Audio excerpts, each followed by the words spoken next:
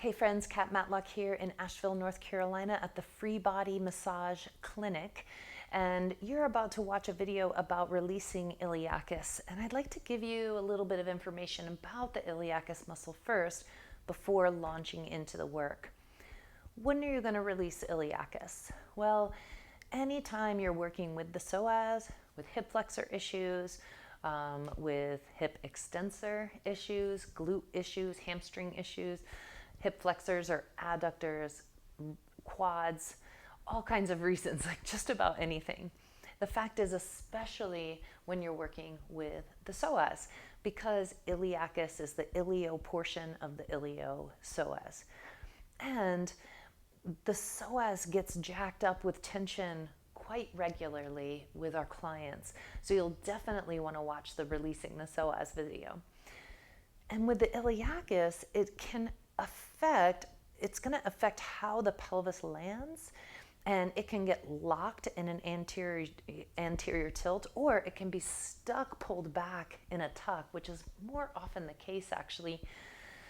Folks who get stuck in a tuck or sit a lot and the pelvis ends up getting tucked under, that iliacus is being pulled and it's hanging on for dear life, and so it gets really full of tension and trigger points. Its main symptom, direct symptom, or pain referral is down the front of the thigh, at the top of the thigh. Sometimes it can be a little bit of a puzzle. Anytime I'm doing any psoas work, definitely releasing iliacus. But I'll share with you a story. A client came in and she was having knee pain when she was sitting back in child's pose, that yoga pose where you get down on the floor, you kneel on the floor, and then you sit your hips back to your heels, your butt to your feet, and then lay over your thighs. She was having a lot of knee pain in her left knee when she was doing that pose. Well, knee pain, and where she was indicating, is almost always rectus femoris, which is the one quad that is also a hip flexor.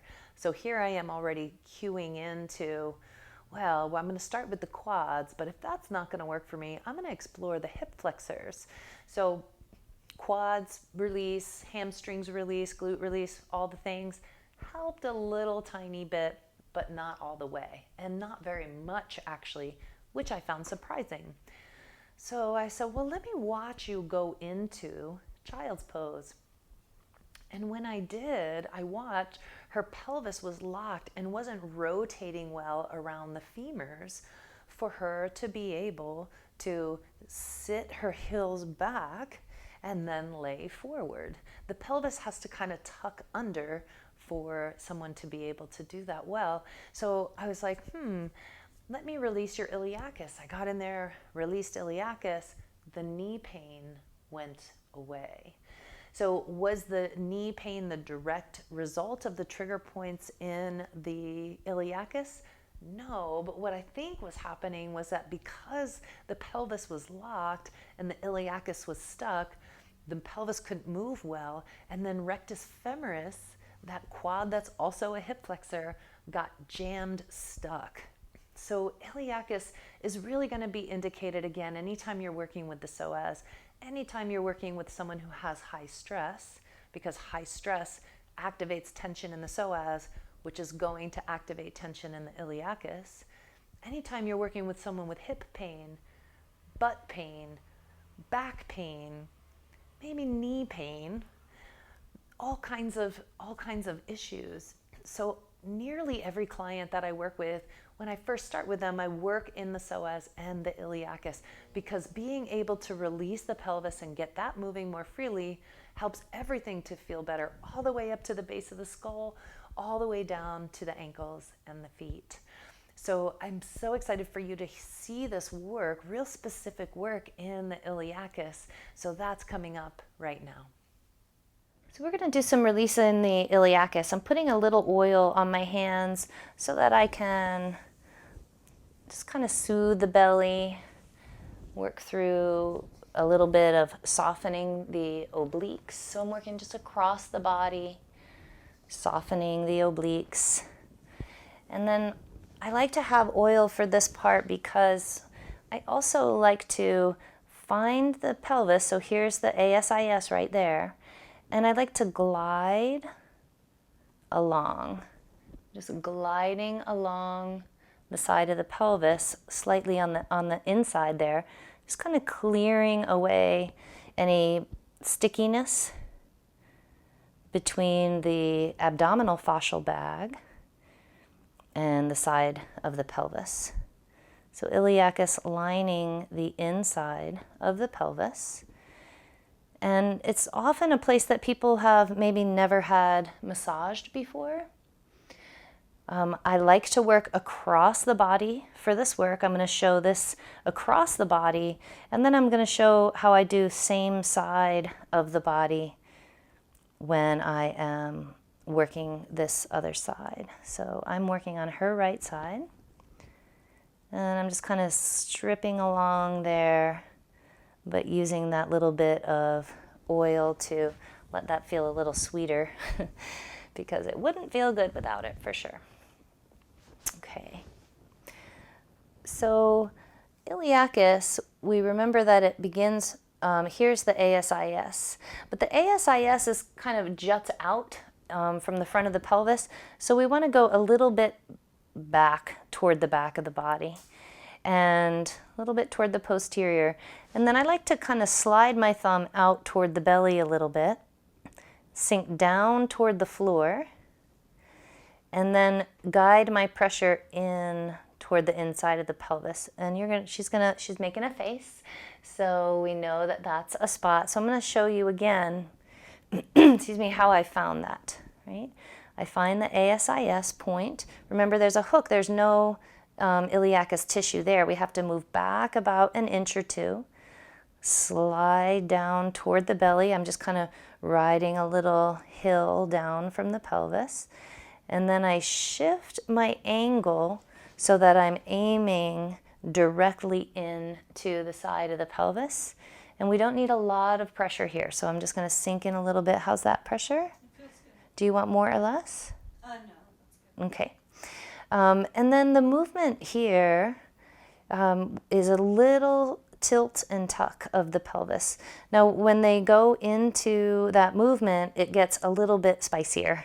So I will tell my clients, you can choose how spicy it gets by how much you tilt and tuck the pelvis, and you can go ahead and start that movement. So there she's tucking, and now she's going to tilt, and that kind of pushes it into my thumb, right? And just keep rolling through that movement. Tuck and tilt. And I'm just along for the roller coaster ride. And tilt. Let me know when that starts to feel better. Tuck and tilt. Yeah, it's feeling better. Feeling better. Okay, great. You can relax. So I didn't change my pressure at all. I just got in at a pressure that she felt like, okay, I can do this, right? And then having her do that movement so she can choose how much pressure goes in it. Now, some folks have a lot of belly tissue. So sometimes for folks with a lot of belly tissue or pregnant women, you want to work with them side lying. So we'll show that in just a moment. I'm going to put my knee here on the table, and then I'm going to come around. I'm just going to follow it, and I keep doing that little bit of stripping along the edge while I do. And I'm moving toward the back a little bit more. And when you get toward the back, you can almost feel, like here I can feel the thoracolumbar fascia, the thickness of it. And I want to just get as far back on that pelvis as I can and then hook right inside. So I kind of wiggle my thumb around. I can feel I'm pressing against the pelvis. How's that spot there?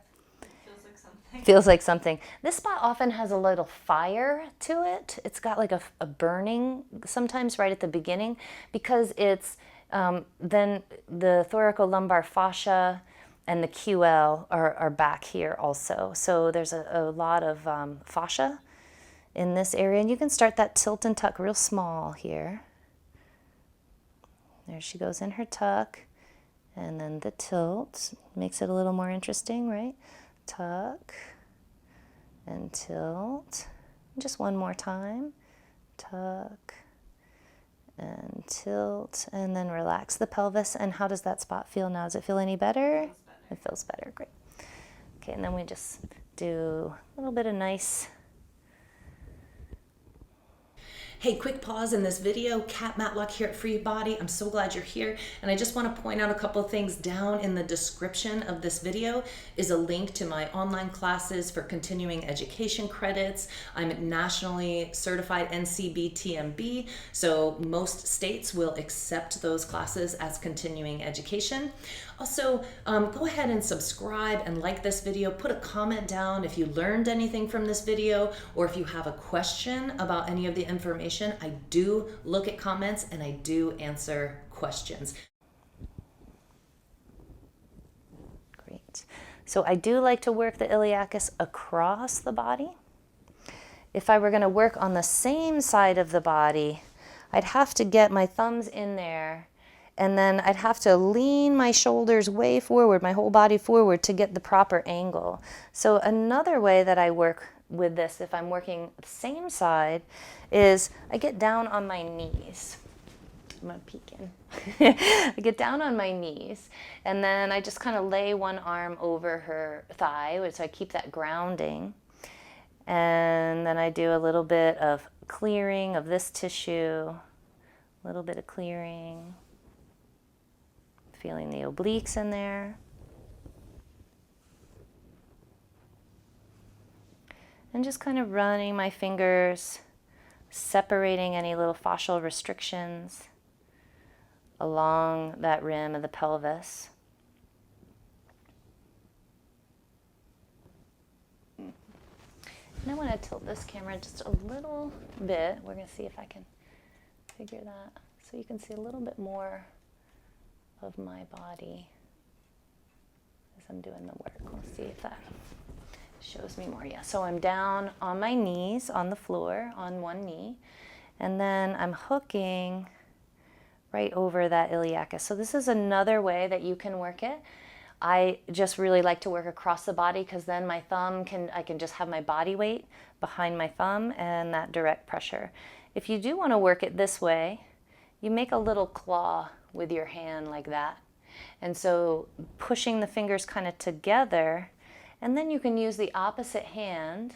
See, I'm hooking right into the side of the inside of her pelvis, and then I use my other hand as just a little bit of pressure, and then lean backward. How's that? Is it tender in there? Yes. Mm-hmm. And so now I'm just leaning back, and I've got that hook in there. The other hand helps to stabilize it, sink down a little bit. And then I lean my body back, and that's what creates the pressure in the direction I want. And then, Kayla, when you're ready, you could do a few tilt and tucks of the pelvis. You can always let me know in any moment if you want more or less pressure.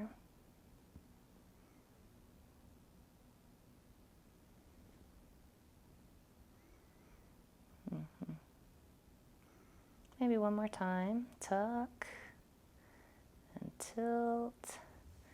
And relax, yeah. Mm-hmm. Yeah, that feels better. Feels better, great. Mm-hmm. One thing you'll notice when they're moving through their tilt and tuck, sometimes it's not getting better and it needs more time, so you can do that up to a minute. And you can just ask them to let you know when it feels easier. So now I'm going to hook over toward the back. I'm going to follow that pelvis along. And it's a little thicker on this side. This is her slightly higher hip side. So in general, that thoracolumbar fascia in this area is going to be a little thicker. And so I follow as far as I can back until I hit that wall of thoracolumbar fascia, and it's right there. It's not letting me in anymore. So I just hook over the top edge of the pelvis, and now I have to kind of squeeze toward me, and it's very exciting. This spot toward the back is always exciting. So just some belly breaths here.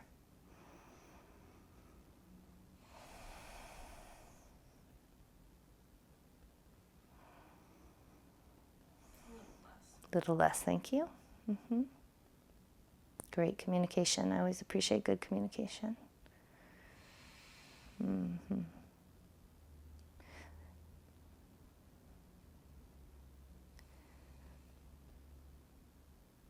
There, it started to soften right there, right? Just a little bit.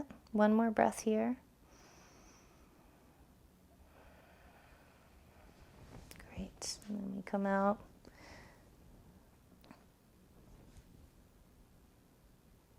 Great.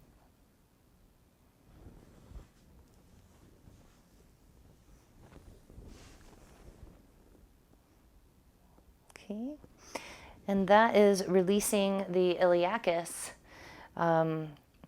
with the client supine.